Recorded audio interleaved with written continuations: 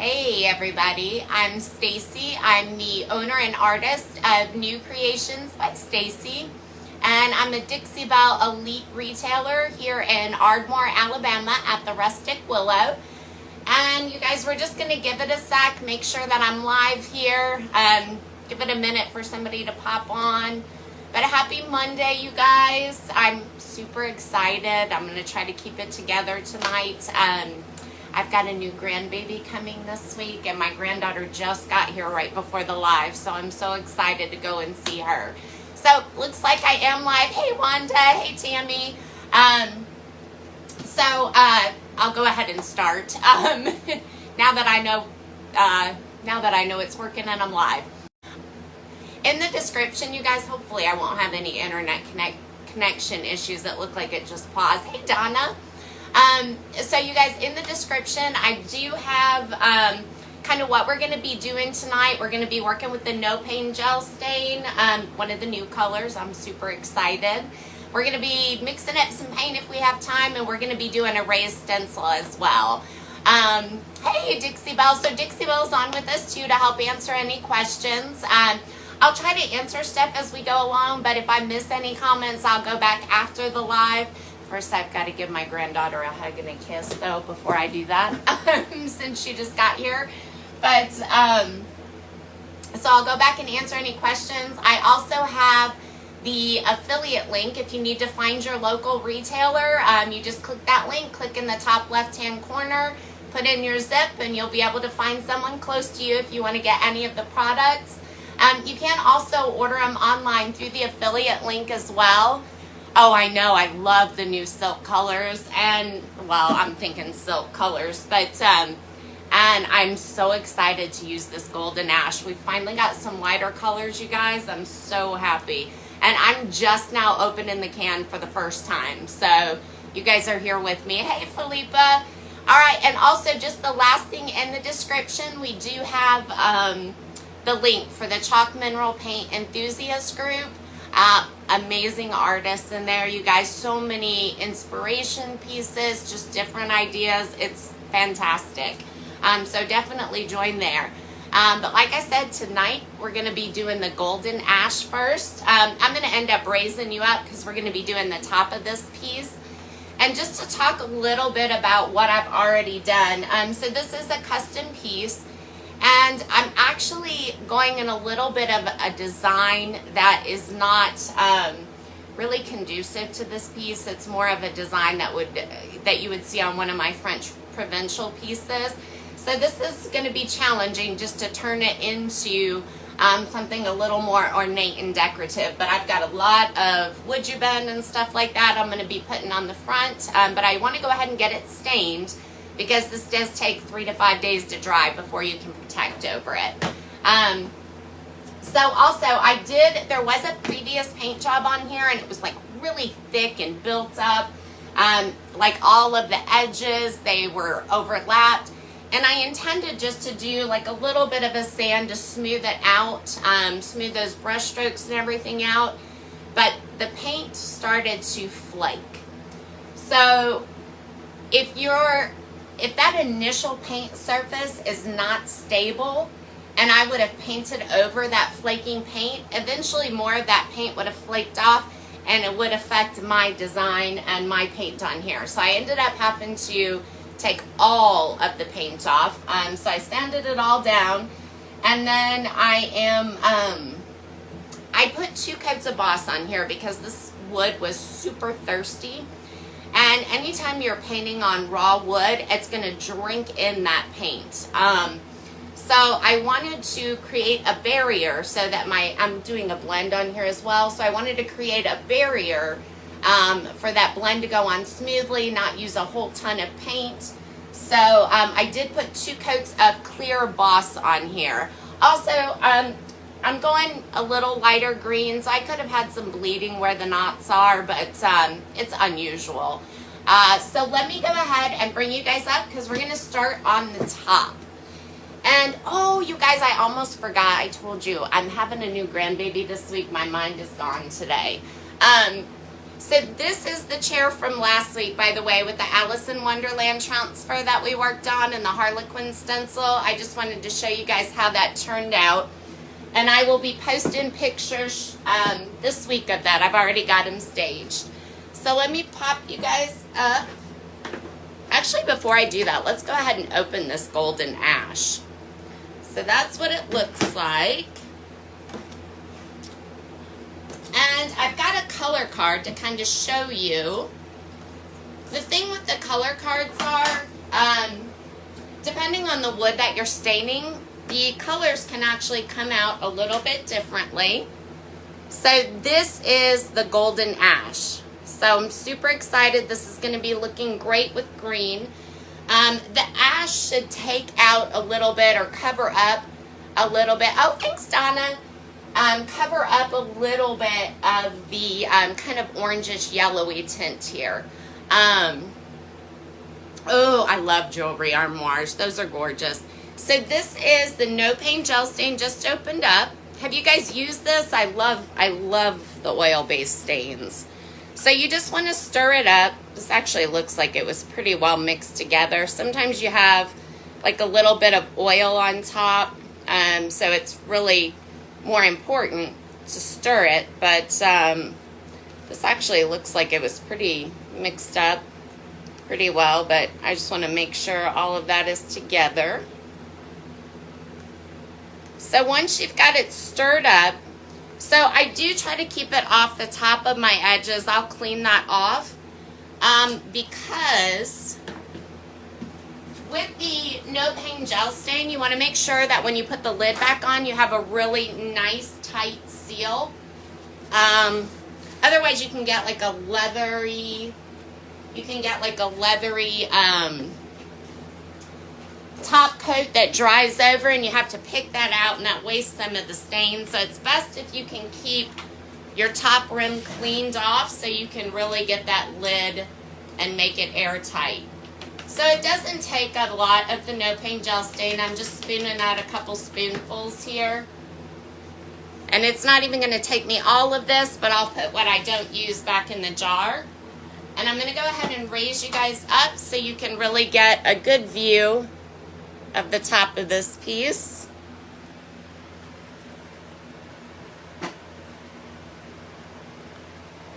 So I'm going to go ahead and bring the piece forward so you're really able to see it well. So you guys, the No Pain Gel Stain is oil-based. I don't know if I'm going to be able to read comments from here, though. You guys, I'm so blind. And of course, I left. Oh, my readers are over here.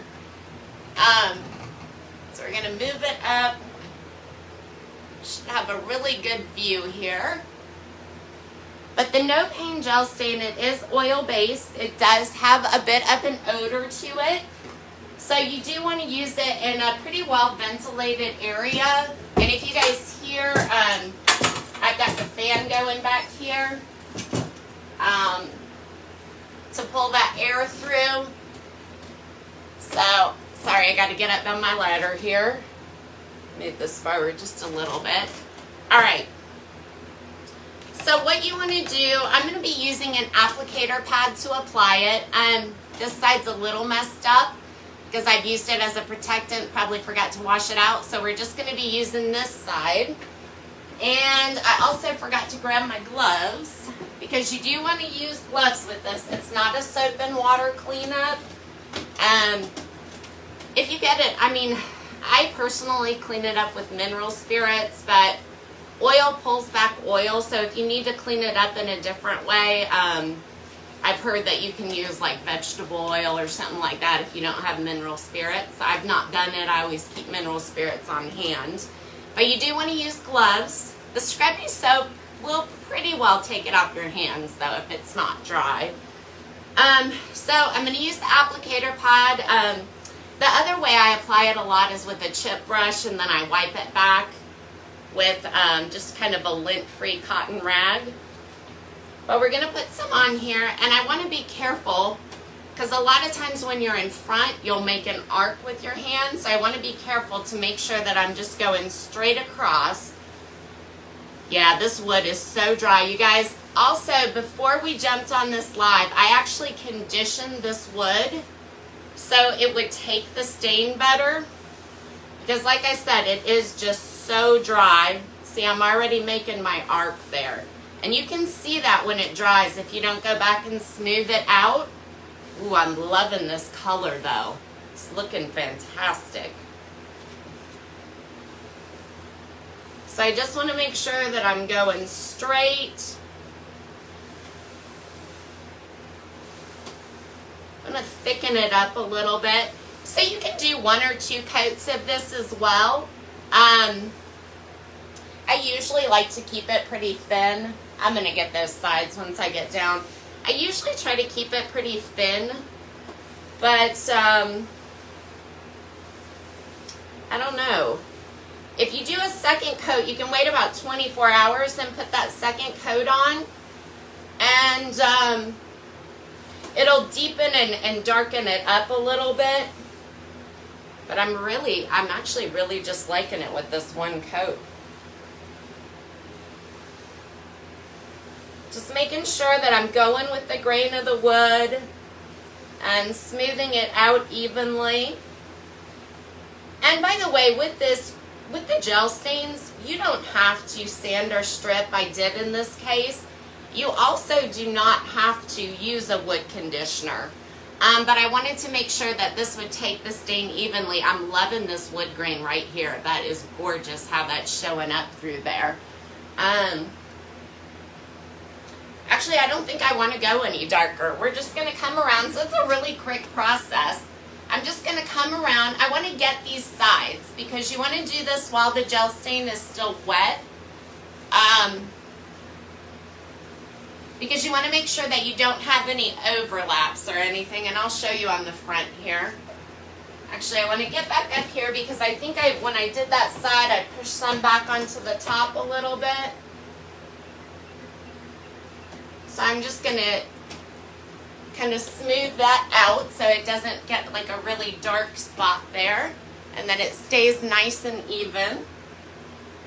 And then I put very, very little stain on here.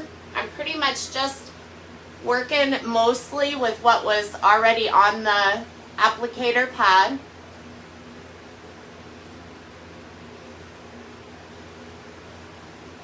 And we're just going to go nice and smooth across there. And then I'm going to get that top lip to make sure I don't have any excess that's going to leave a dark mark.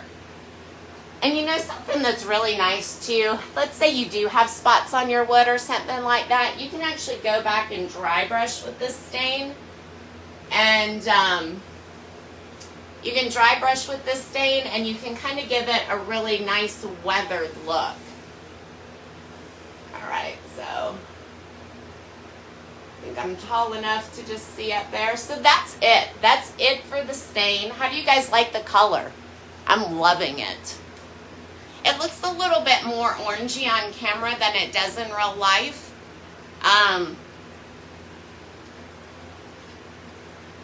But I am loving how that's turning out. That's going to really complement the green that we're going to mix up here shortly too. You know, that didn't take us long at all. I'm going to scoop my stain back into my can here. So I'm not going to do this right now while we're live. But you guys, I always hammer down my cans too. You want to get that nice tight seal so that your stain is completely sealed in. So I didn't use much of that stain at all. Thank you. I mean, the stain really, really goes a long way. So I'm going to go ahead and push this back. And I'm going to drop you guys back down. Well, actually, you might have a better view from up there. We're going to do a raised stencil on the side. And I've already got the raised stencil on this other side. And if we have time to paint, once we mix up these colors, then we will do that. So actually, yeah, you guys have a really good view up there. Oh, thanks, Evelyn. I know I love it. And I love how this grain is really popping out. That looks so pretty. I know, I love no paint gel stain too. You know, and I was going back and forth because we have the all natural Oh, this is one of the new ones for the Voodoo Gel Stain, and I love my water-based stains too. But I was going back and forth between that and the all natural, but I feel like this one is going to look so much better with the green. You guys will see that in a little bit, what we're going to do there. All right, so on to this side, we are actually going to do a border kind of around the top with the raised stencil, and we're actually going to be using our Damask. So this is the front of my piece, and I want to start my edge all the way over here. And you guys, like I said, I've already done the other side, so I've already got some tape on here. All I'm doing is lining this right up with the top, and I've got this taped off already because I don't want to accidentally get any of my mud that we're going to be using to do the stencil down into these other areas, because I'm just creating this damask border up here. And I think I'm going to go ahead. I want this to be nice and flat, so I think I'm going to tape off just a little bit more down here.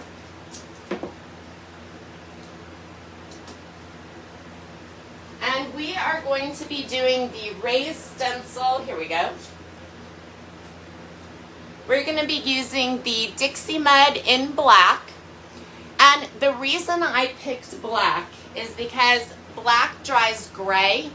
And I feel like that will be most conducive to the paint color that I'm going with. If I did white, well, brown would have been fine too. I just didn't have any at home. But if I was going to do white on here, and let's say some of that paint chipped or something, that would be that'd be a huge contrast with the green. So that's why I'm going with a darker color under there. You know, like if somebody scraped the whole side or something, it still won't be too noticeable if you go with the dark.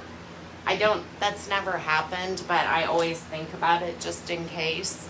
It might just be me overthinking it. So this is the Dixie Mud. You want to keep it in the fridge. And this is great for doing like minor repairs, filling in your hardware holes, anything like that. I use it to fill in like the top, like sometimes there's a space between the boards because it is stainable. Looks a little different, but it is stainable. So I use it for stuff like that. There's all kinds of stuff you can do with this. But raised stenciling is probably one of my favorite things to do. I love it. But you just want to make sure that you stir it up really good so it's nice and creamy. And you guys, I haven't seen any questions, so hopefully I'm not missing anything. So once you have your stencil on here, and these are 10 millimeter stencils, so it raises them up a pretty good amount. I'll show you the other one on the other side too when we're done. But I like to put them on with this little tool here. This actually comes with these silkscreen stencils. So I always use these, but if you don't have something like this, you can use one of the little utility, what are those things called? Like the little plastic, you know, they look like a paint scraper. Dixie Belle, we carry them. They're black. I'll think of the name in a minute. But anyway, you could use that. Or you could use, like the thingamajig tool would work as well. I've never used it, but I know that's usually a favorite.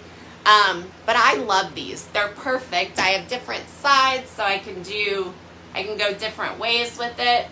So I'm just scooping a little bit of the mud out here. And I'm going to hold down, because I don't put anything. I don't use like any spray tack or anything. Putty knife, yes, thank you so much, Lori. I couldn't get it. But I don't use any spray tack or anything like that. I normally will just hold it down after I've got my tape on. And I am just going to slide this over. And by the way, you guys, this is the Royal Damask stencil. I finally broke down and got a new one because I love the Damask stencils.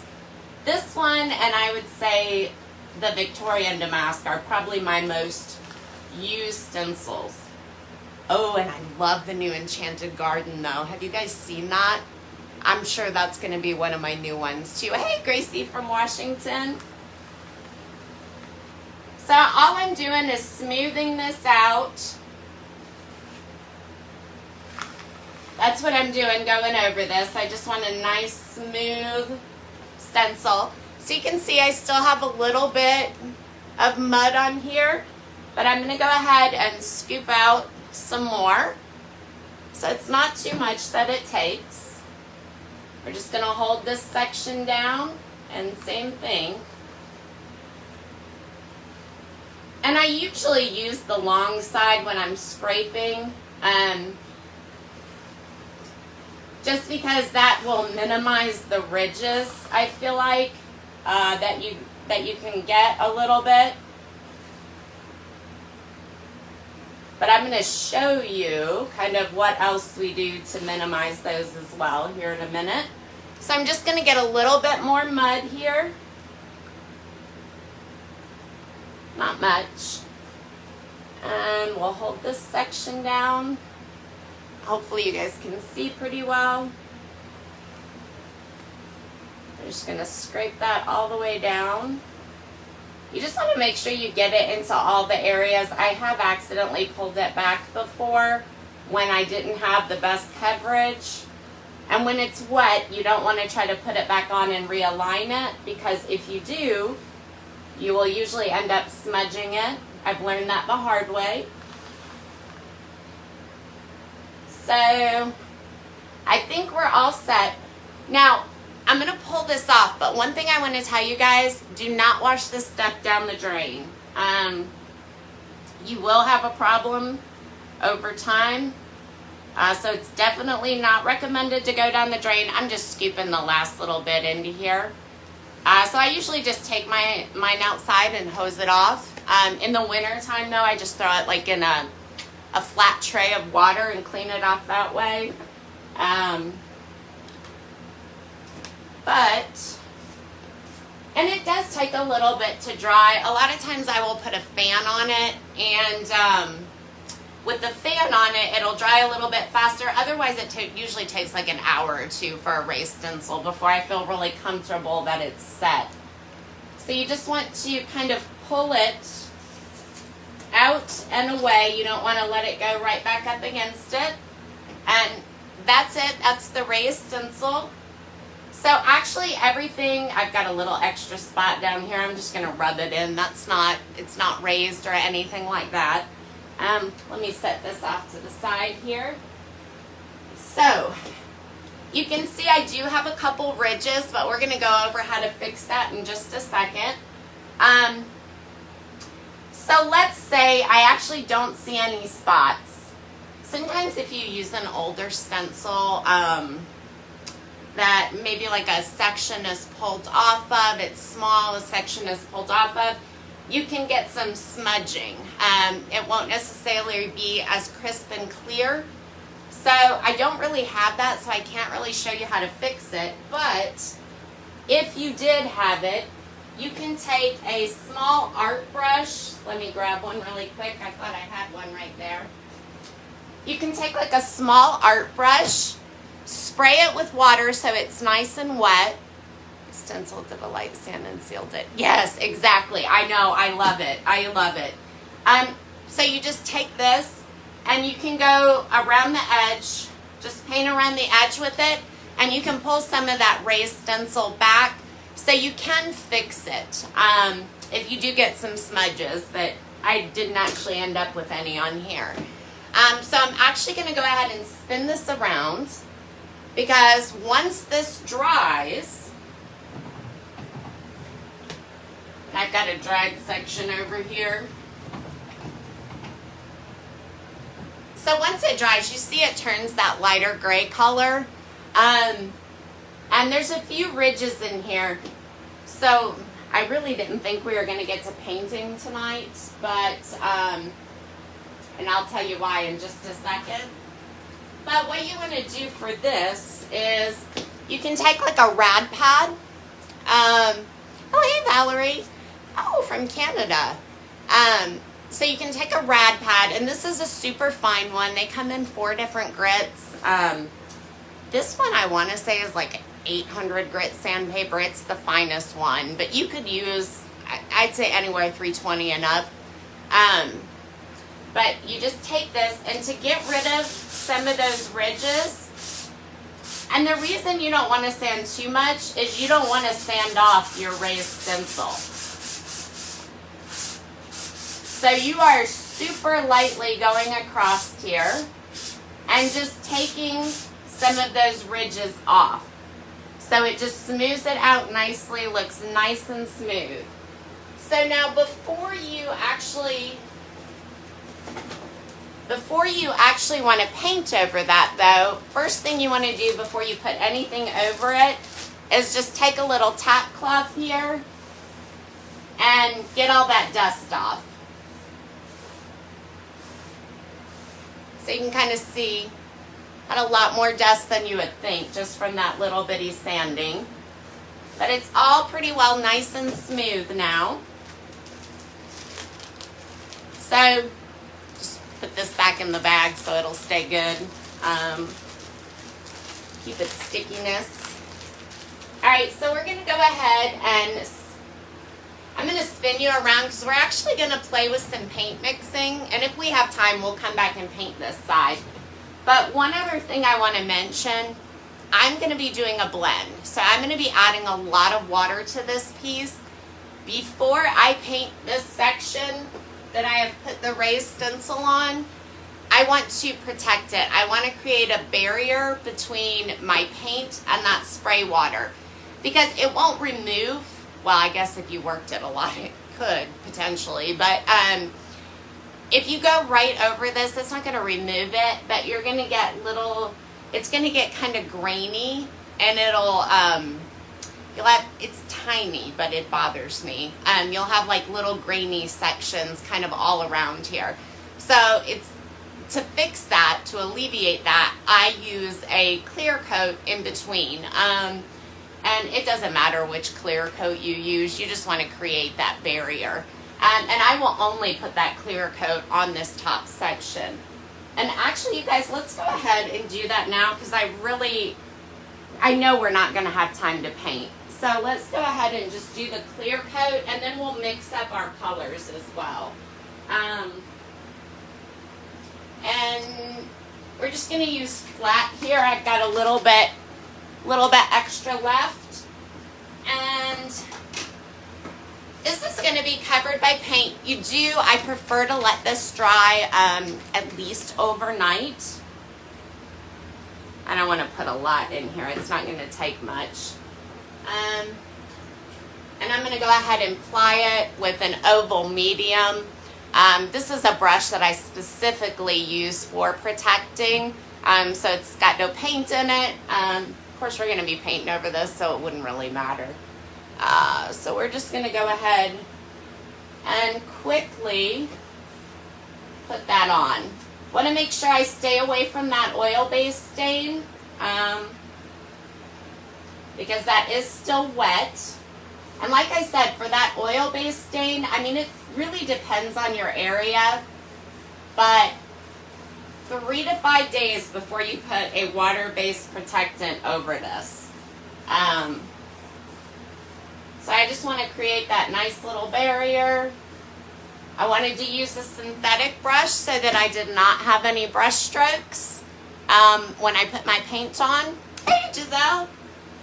All right, so that's it for that. And then let's go ahead and mix up the color we're going to use. So you guys, I'm going to talk about colors tonight, but there is a Dixie Belle Color Lab. I'm going to pop you guys back down. Have you guys used the Dixie Belle Color Lab or checked it out at all? It's fantastic if you're, especially, if you're looking for a certain paint color to match a transfer. If you are wanting to match like another paint color with something, it's fantastic for that. I like to play with my colors. I don't exactly 100% know what green I'm looking for, but I have a general idea. So I'm going to kind of tell you how I get to this point. So this is actually a green that I mixed up a while ago. I've done a couple pieces in it. They're posted on my page. Yeah, do you like the Color Lab, Donna? I mean, it is fantastic. I really like it for matching transfers specifically. I mean, that's fabulous for customers because, you know, they haven't used all 64 colors, 68, or then if you include silk, that's even more. But so I'm going for a color like this, but this has a little bit too much of a grayish blue under, a little bit. So we are going to, oh, I've got an empty, so I wash out my empty, yeah, exactly, exact color matching, it's fabulous. So I've just washed out my empty 16-ounce containers. And you guys, I know that I am going to, my base is going to be collard greens. And I'm going to use this as my darker green to blend with. So, hold on. So I'm going to go ahead and put this in here.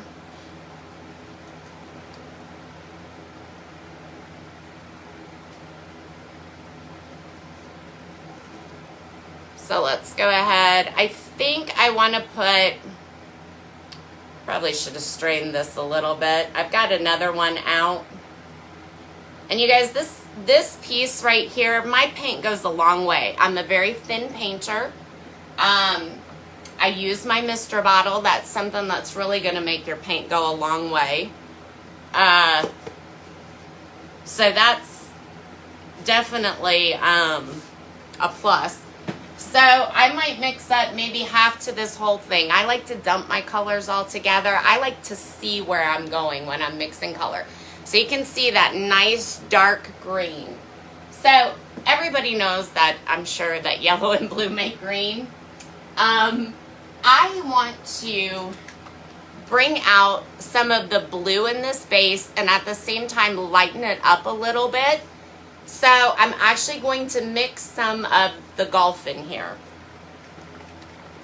You guys, I'm going to at least put this on here so you can see what it looks like. And I think, so I don't measure anything, but I think I probably want about a third, probably about half of the collard greens maybe that I have in here. So I'm just going to, and of course it goes right in, so I'm just kind of looking at how full this gets. So, oops, got to get a little stir stick out. So we've got this. We're gonna mix this up really good. Let me stand up so that way you can see. So see how that's coming together? It's making a nice kind of cactus-y, a little bit. So I've actually got cactus over here. And it's actually looking just like cactus, a lot like cactus. So I think I want to lighten, do I want this a little bit more blue maybe? So actually, you guys, check this out. So if you want the color cactus, well, actually, you can see that the cactus has a much more green base. That's kind of what I was talking about. So I think I want to go ahead and mix a little buttercream in here. The reason that I'm using buttercream is buttercream has a very creamy, kind of almost a it's not yellow, so please don't think that. But it's got kind of a yellow undertone, as opposed to like Sandbar or Sawmill Gravy. Those have more of a tan undertone. So it would take my color in a more like Hampton Olive-y direction. More of an olive-like if I use those colors to lighten it. It'd be a lighter version, obviously, but. So we're gonna mix quite a bit of buttercream in here. So it takes quite a bit of paint to lighten. And I don't want to lighten this too much anyway. I just want it slightly lighter. And we're gonna see if we like this color.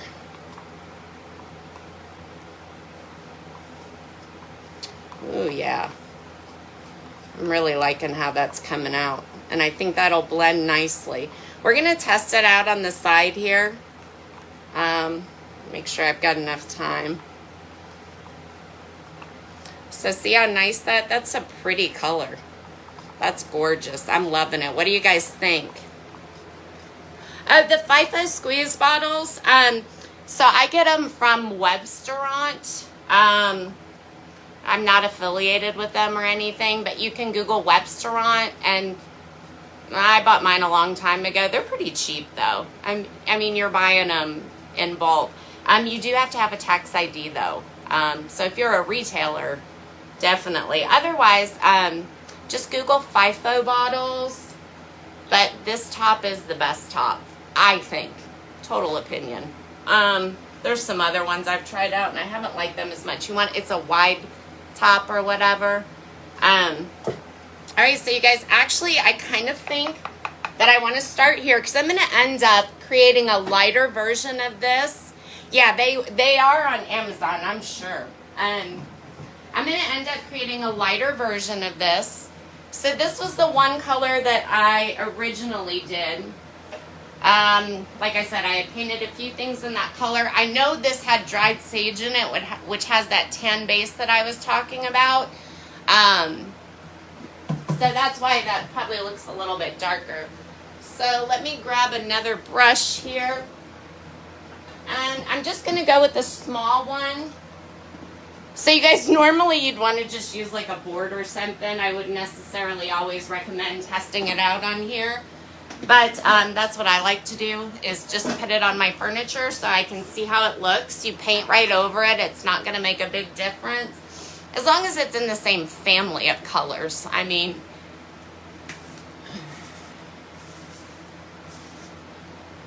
so we're just going to see kind of how these two would look blended together and if it's going to be light enough. So I've got a mister bottle here, and we're just going to work in this. We're actually going to work in this section here. I might pop you down a little bit. And I'm going to scoot over this way. Let me grab some of my other brushes. Let's do a little blending with an oval medium. Hey, Teresa. All right. So we're just going to see if we like these colors together. I am going to create a third color, though, that is lighter than the color that we just mixed up. And I'll create that just by adding more buttercream into it. So it'll have that same tone, those same undertones and everything else. So you guys, I'm not looking for a really cool blend. I'm just wanting to see how these are going to look together while I still have you guys on. So collard greens, I feel like it's such an underrated color. It is gorgeous. It looks beautiful blended with driftwood. It looks, I mean, there's just so much you can do with it. I love it with my greens.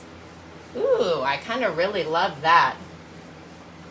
See, I didn't add as much of the Gulf either, too, so it's not quite as blue. This one has a more of a blue undertone than this one down here.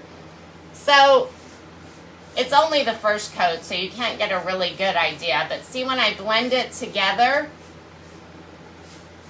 that's going to look really pretty for it to be shaded with the collard greens. And then we have our lighter color that we just mixed up. I think I might lighten it a little bit more.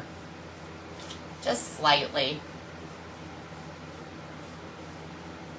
But that's going to be a beautiful, beautiful blend. If you're also just starting on blending, when you have colors like this that are kind of in the same family. Oh, thanks, Teresa.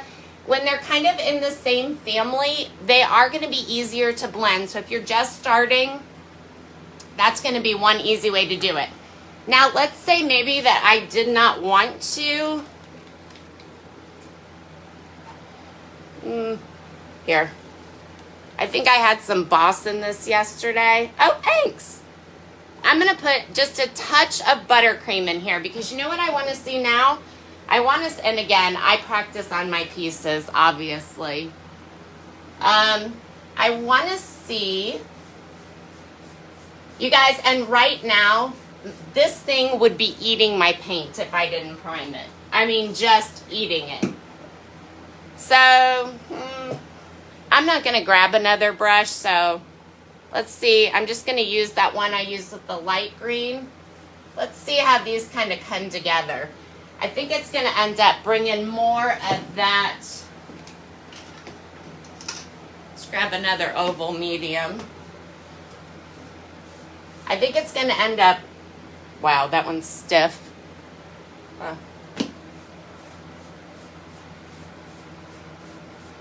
See, that's going to bring out more of that kind of the gray undertones in it. So yeah, I'm definitely going to mix up. I don't want to highlight it. I'm definitely going to, by the way, when you're blending, I personally prefer a flowy brush. This one's kind of stiff. I just washed it and I I think I should have rinsed it a little bit better. So I think I'm going to end up mixing up the color rather than doing it with buttercream, because when I do it with buttercream, it's bringing out a lot of the gray undertones. I don't know that you can really tell on camera, but I can really see that. But yes, I'm loving this color. I'm loving the collard greens. So I'm definitely, that's what I'm going to stick with. Hey, Julie. All right, you guys. Well, thank you. We're out of time now, but thank you guys so much for hanging out. I have my link in the description as well. I forgot to say that earlier. I'm just so excited about a new granddaughter and my baby being here. She's 20 months, so she just got here right before I got on the live. But you guys, thank you for hanging out tonight. And like and follow me on Facebook. If you know anybody who could use this video, please share it as well.